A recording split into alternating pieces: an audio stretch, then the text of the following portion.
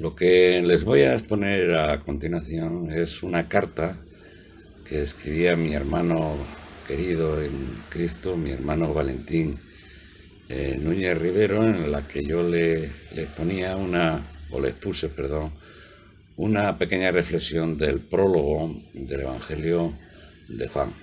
Como es natural, pues yo le he pedido permiso a mi querido hermano Valentín para publicar, digamos, esta carta, y él me ha dicho que no hay absolutamente ningún problema y que está conforme. Y entonces, bueno, pues yo creo que es bueno que la comparta y así lo voy a hacer.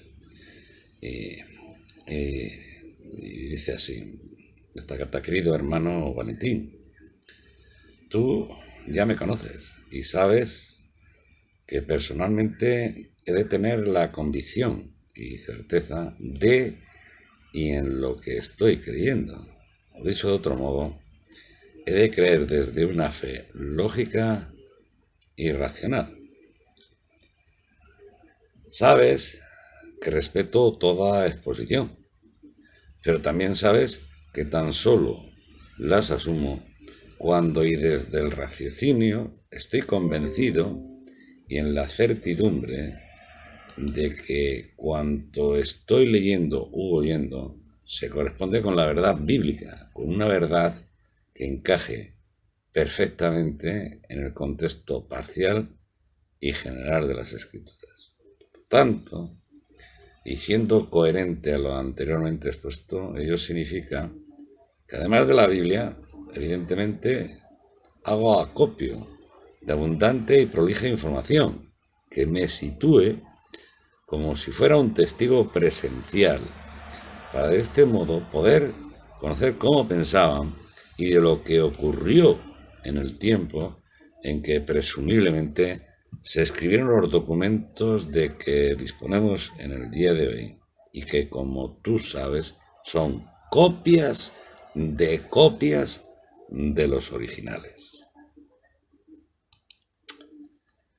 En esta misiva quiero compartir contigo una breve reflexión del prólogo del Evangelio de Juan. Como tú bien sabes, Juan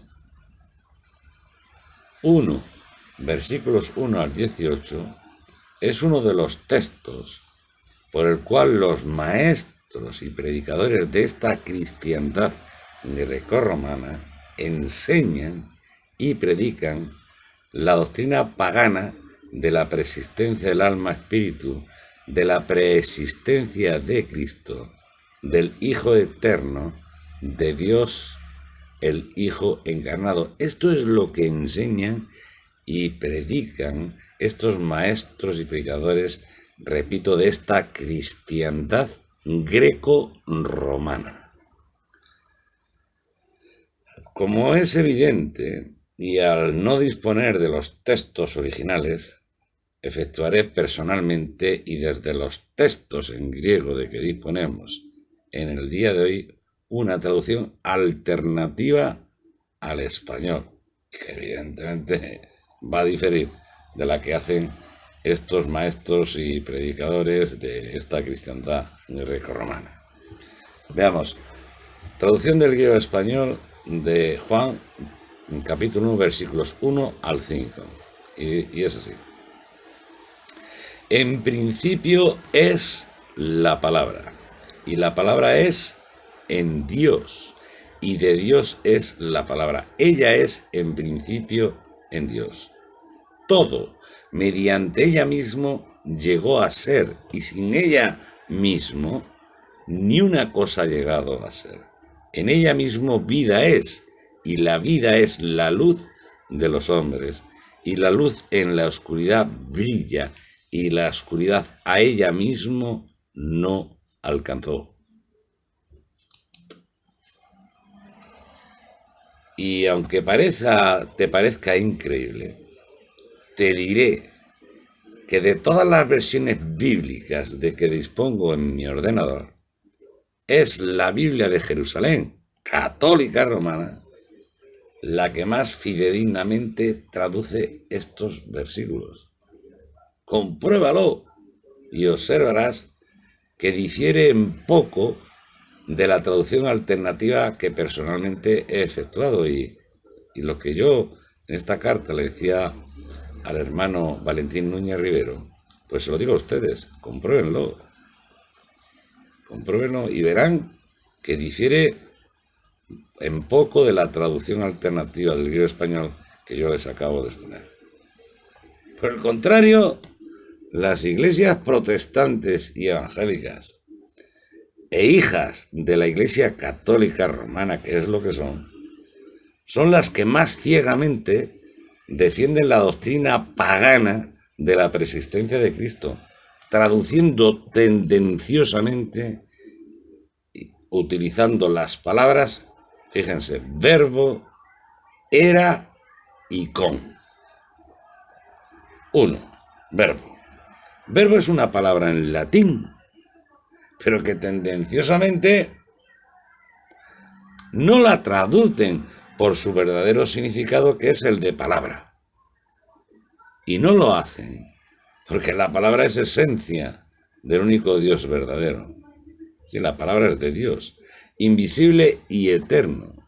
Y lo que realmente ellos pretenden es que al quedar la palabra verbo como un concepto abstracto, pues les sea fácil el enseñar que se refiere al preexistente Cristo, el Hijo eterno, Dios el Hijo. Y digo tendenciosamente, y digo tendenciosamente porque ellos serán falsos maestros, pero no son ignorantes, ¿eh? Ellos conocen el significado de la palabra logos. Logos, y como tú sabes, es el término griego que significa la palabra. Los filósofos griegos como Platón usaban logos no sólo para referirse a la palabra hablada, sino a la palabra sin hablar, la palabra que todavía está en la mente, en la razón. Y cuando la aplicaban, esta palabra logos, al universo, los griegos estaban dirigiéndose al principio racional que gobierna todas las cosas. Un filósofo griego llamado Heráclito de Éfeso utilizó por primera vez el término logos cerca del 600 a.C. y lo utilizó para designar la razón divina o plan que coordina el universo entero. Los judíos monoteístas utilizaron logos para referirse a Dios y a que Él, Dios, era la mente racional, la razón detrás de la creación y la coordinación del universo. Y es por esto que Juan utilizó una palabra muy especial, logos, porque era muy significativa, tanto para los judíos como para los griegos durante el primer siglo. ¿Y qué te crees? ¿Que estos predicadores y maestros no saben que la palabra es esencia de Dios, la palabra es de Dios, que es consustancial en su naturaleza y por consiguiente inmanente en Él, y que no hay otro fuera de Él? Pues claro que lo saben. Y si no lo saben, es porque han sido engañados. 2. Era. Y el verbo era Dios, dicen ellos.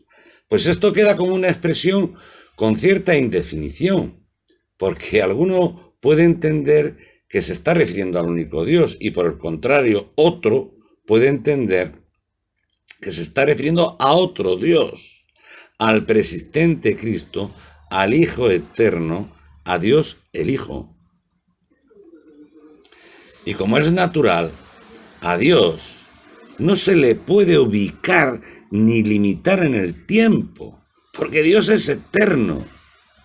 Dios es en el eterno presente. Así que personalmente y en relación con Dios, mi inclinación siempre es y será la de utilizar el verbo ser. Pero fíjense cómo. Y respondió Dios a Moisés: yo soy el que soy. Y dijo: así dirás a los hijos de Israel: yo soy, me envió a vosotros. Éxodo 3:14.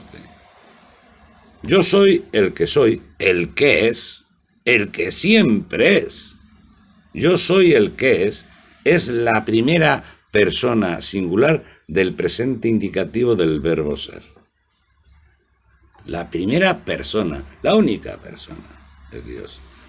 Bueno, persona, el único es Dios.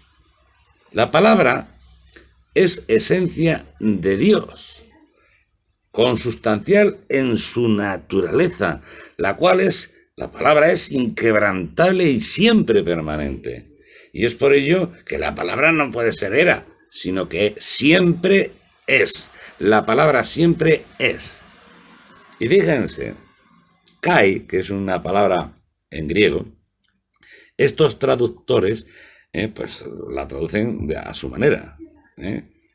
Porque esta palabra kai es una conjunción copulativa y a veces también cumulativa.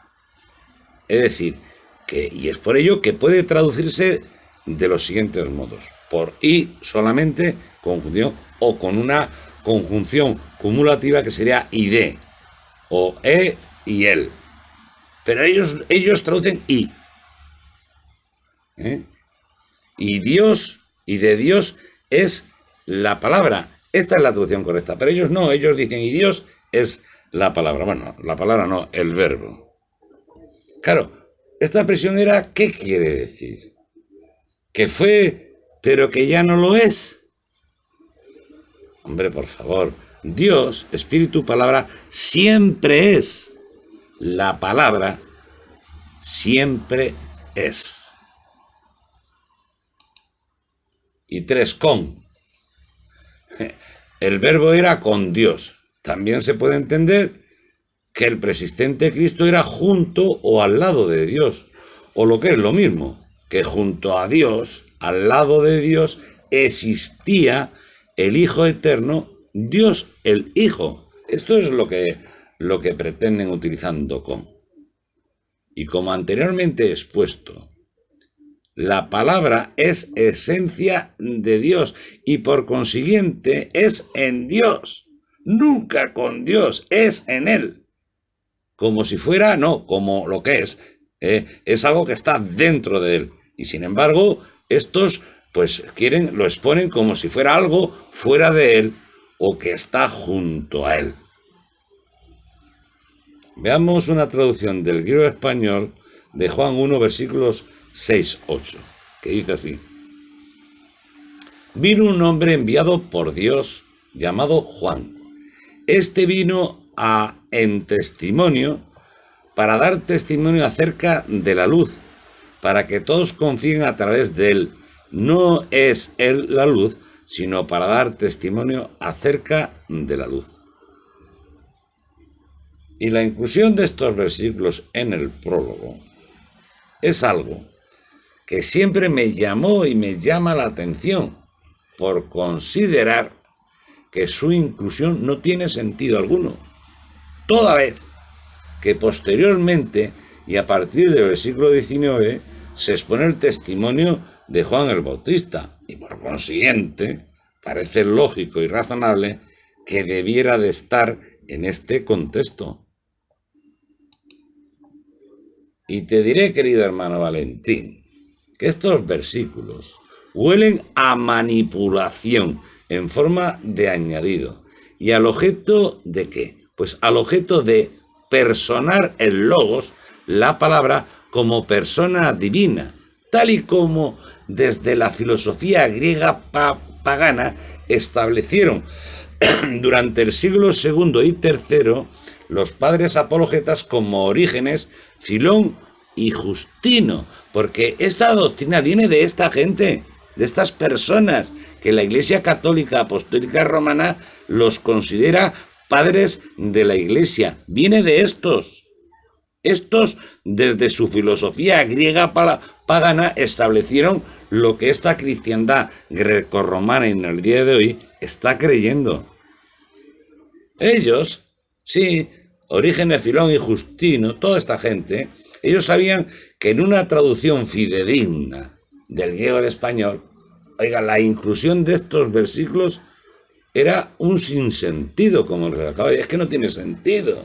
Y es por ello que lo solucionaron sustituyendo la expresión de la palabra femenino por el verbo masculino, que al quedar, repito, como un concepto abstracto, les facilitaría el establecer al ser humano Jesús como una persona divina y por consiguiente, pues más prominente e importante que el ser humano Juan el Bautista, el cual no era la luz, sino que tan solo vino para dar testimonio de la luz. Es decir, que a partir de estos versículos todos han de entender que el verbo realmente no es la palabra de Dios, no es la palabra, sino que es Cristo como una persona divina y por consiguiente siendo preexistente, divino y eterno. Esto es lo que hicieron.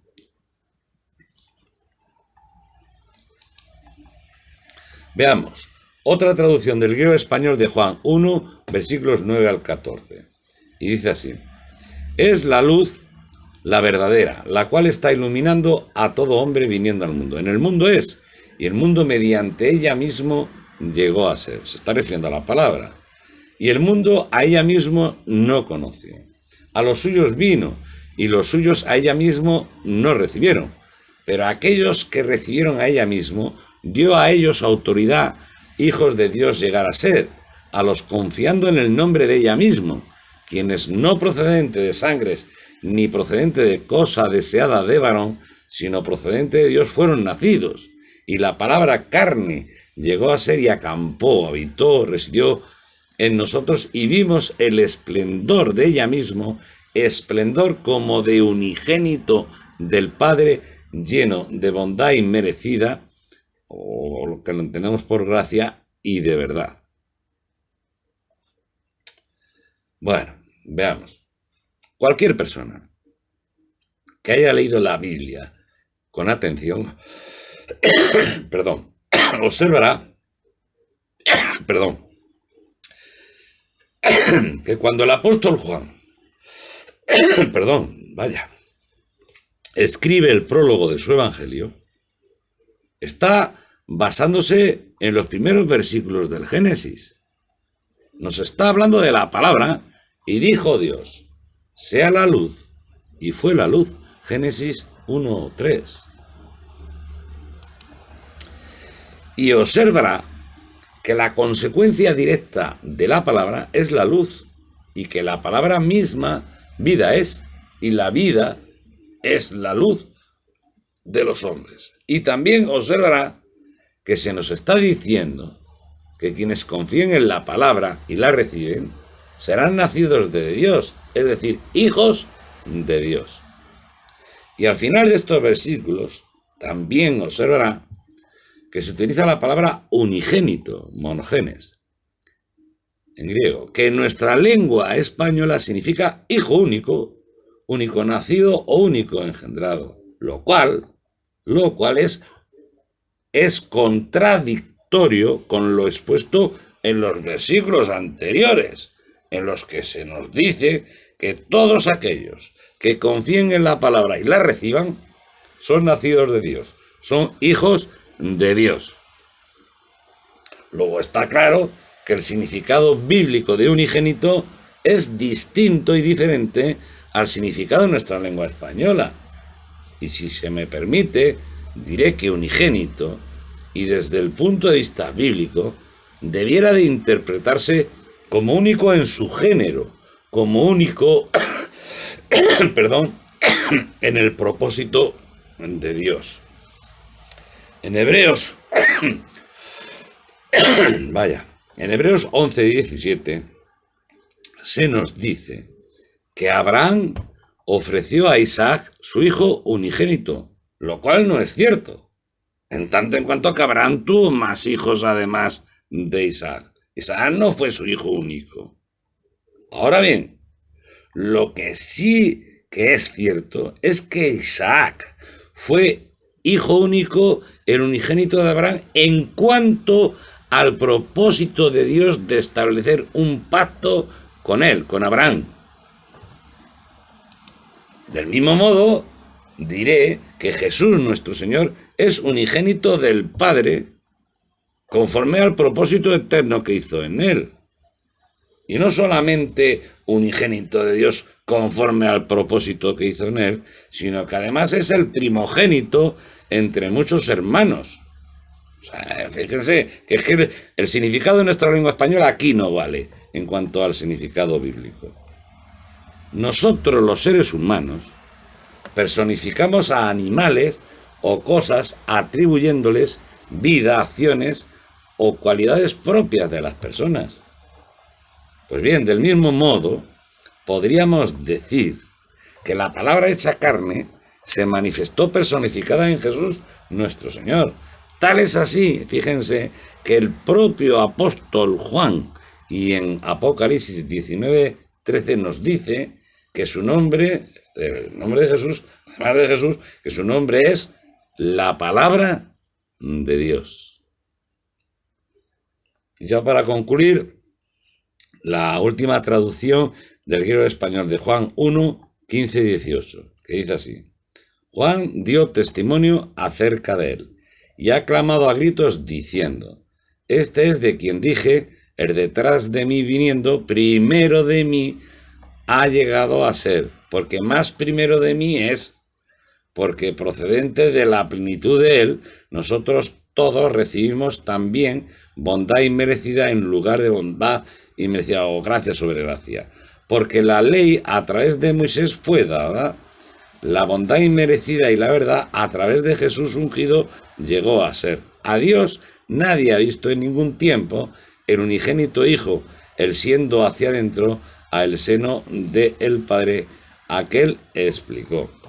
Y bueno, como ilustración, ya antes de acabar, decir que en los evangelios el único que utiliza este término unigénito, que vemos que no se corresponde su significado con el de nuestra lengua española, fue el apóstol Juan. En estos versículos que acabo de exponer, el apóstol Juan nos expone con toda claridad la preeminencia de Jesús sobre la de Juan el Bautista. Toda vez que cuando él escribió el Evangelio, los cristianos de adscripción judía y que todavía no habían retornado al judaísmo, se estaban constituyendo en una secta que daba más preponderancia a Juan el Bautista que a Jesús. Y es por ello que el apóstol Juan, escribió estos versículos. Y bueno, mi hermano en Cristo, tú me dirás qué opinas de esta pequeña reflexión bíblica. Si les digo a ustedes que están viendo y leyendo este vídeo, pues les diría lo mismo. Pues, bueno, mis hermanos en Cristo, ustedes me dirán, si es que quieren comentar, qué opinan sobre esta pequeña reflexión.